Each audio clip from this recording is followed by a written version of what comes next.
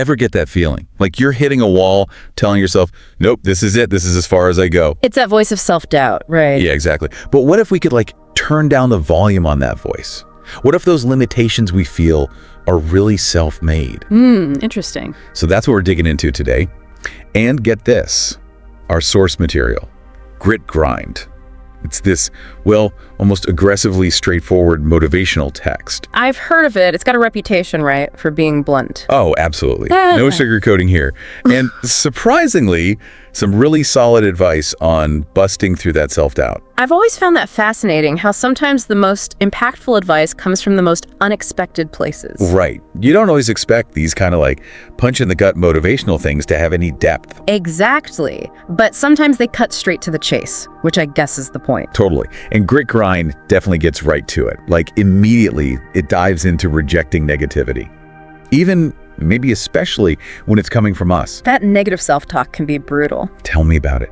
And the author, who I think has a background in coaching athletes, really gets into how much we internalize that stuff, like how it can warp our potential. Totally. It's like that whole we are our own worst critics thing. Oh, yes. We're so hard on ourselves. And it's not just some random saying. There's actually a psychological basis for it. Like, our brains actually cling to negative experiences more strongly than positive ones. Seriously? It's called negativity bias. And over time, it can really shape our whole outlook, make us more prone to self-doubt. Wow. Okay. So there's a reason why that negative voice can feel so loud sometimes.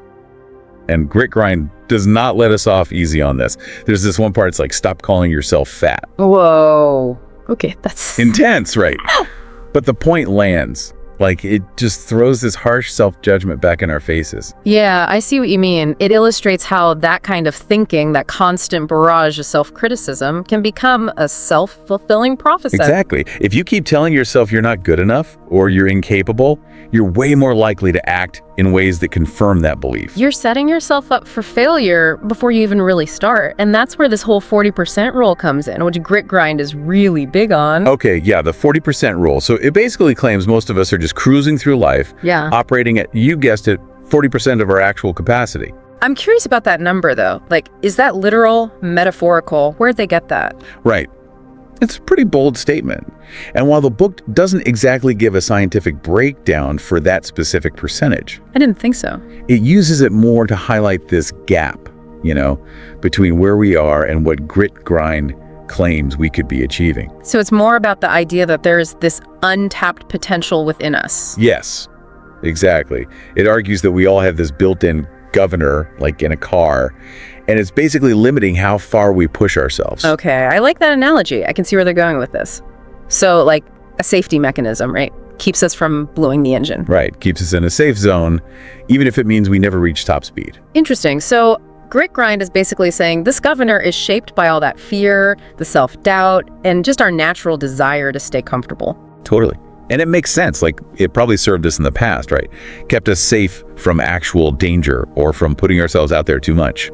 But now it's holding us back. I see what you mean. So how do we override the system? How do we break free from this self-imposed limit, according to Grit Grind? So it's like we need to rewire those ingrained responses, right? Instead of hitting the brakes when things get tough, we gotta learn to hit the gas. Yeah, exactly.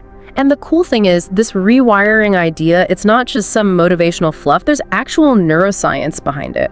Our brains have this incredible ability called neuroplasticity. Neuroplasticity. Okay, sounds complicated. Break it down for me. So it basically means our brains can change and adapt based on our experiences, right? Like, it's not static. It's constantly evolving. Oh, interesting. So every time we push ourselves, try something new, our brain is literally rewiring itself. Pretty much. Every time we step outside our comfort zone, we're creating new pathways in the brain, which increases our capacity for growth, resilience, all that good stuff. Wow. Okay, so there's real science backing this whole rewiring thing. I like it. But Grit Grind isn't all theory. It's big on action, actually doing something about it. And there's this whole part about finding someone to, and I'm quoting here, throw the towel back at you when you feel like giving up. Oh, yeah, I remember that part. It's about the importance of accountability, having someone in your corner pushing you to be better. So it's like having that external voice to counter all that negative self-talk. Exactly. We all hit those points where we're ready to throw in the towel. Right? Oh, tell me about it. But if you've got someone there, someone who believes in you even when you don't believe in yourself, they can make all the difference. It could be a coach, a mentor, a friend. Yeah, someone who can call you out on your BS and say, nope, you're not giving up today. Exactly. They help you see your potential even when you're struggling to see it yourself. It's like that extra push we all need sometimes.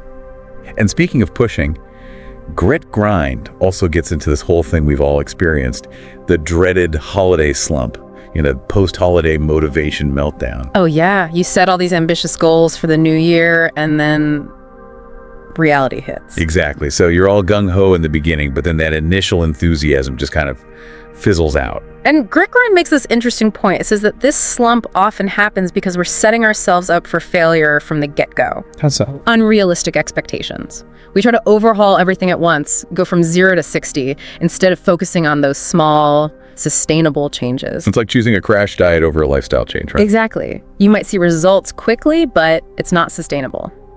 Grit Grind reminds us that real progress, lasting change, it takes time. Consistency too, right? Wow. Like showing up even when you don't feel like it. Absolutely. And being okay with the ups and downs, Yeah. celebrating the small wins, acknowledging that setbacks are part of the process. It's about the long game. The long game, I like that. And that brings us to this thought-provoking question that Grit Grind leaves us with. What if you started with less and achieved more? Seems kind of counterintuitive, right? It is, but it really makes you think about how we approach goals. We often get caught up in this idea of needing to do everything perfectly right from the start. Or comparing ourselves to others. Like, why is everyone else further ahead? Yeah. It's like we're constantly trying to live up to these external standards instead of focusing on our own unique journey. Grit Grind is reminding us that everyone's starting point is different. And that's okay. It's about the progress you make from that starting point, not about where you start in relation to everyone else. So instead of going for that, massive overhaul, maybe we should be focusing on those smaller, more manageable steps. Exactly. It's about shifting the focus. Instead of obsessing over the end goal, maybe we should, try to actually enjoy the process. Yeah, embrace the journey with all its ups and downs. Exactly. It's like that old saying, what is it? The journey of 1,000 miles begins with a single step. And sometimes I think just acknowledging that first step, even if it feels small, even insignificant, that can be huge. It's like giving yourself permission to not be perfect right from the start, Yeah. which can be terrifying. Oh, totally. But also kind of freeing. Hugely. Because that fear of not being good enough, of not starting perfectly, it holds so many of us back. And Grit Grind is basically saying, who cares? Just start. Yeah. It's the trying that counts, right? The consistent effort, the showing up even when it's hard, that's where the real growth happens. 100%. This whole deep dive, it's really got me thinking about how many of these self-imposed limitations we all carry around. Right. It's like we're so busy telling ourselves what we can't do, we forget to even explore what we might be capable of.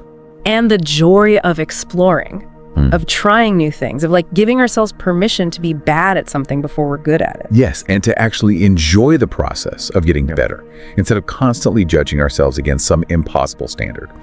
So as we wrap up our deep dive into Grit Grind and its, let's be honest, pretty intense approach to self-improvement, what's the one big takeaway you hope our listeners will walk away with? Ooh, that's a good one. I think for me, it's this.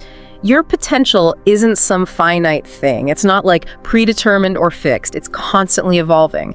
And we have more power than we realize to shape that potential. I love that. So basically, it's not about being perfect. It's about being engaged, pushing those boundaries, even if it's uncomfortable, and celebrating all those little victories along the way. Because who knows what you might achieve when you actually give yourself permission to, go for it. Thanks for joining us on this deep dive. And remember, the journey to unlocking your potential, it starts right now with that first, maybe even messy, imperfect step in the right direction.